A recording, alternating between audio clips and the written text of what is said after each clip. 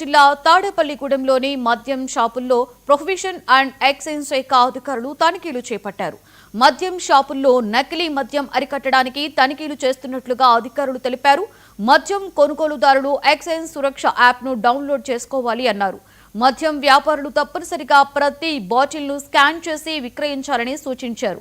Excise సురక్ష యాప్తో నకిలీ మద్యాన్ని పూర్తిగా అరికట్టవచ్చని అధికారులు స్పష్టం చేశారు.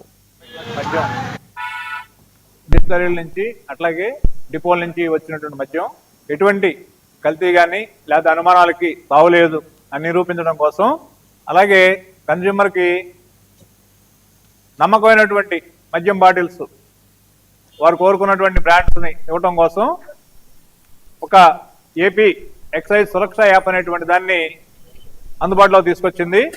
ఇది చాలా సులభం. మనం గూగుల్ ప్లే స్టోర్లోంచి డౌన్లోడ్ చేసుకోవచ్చు.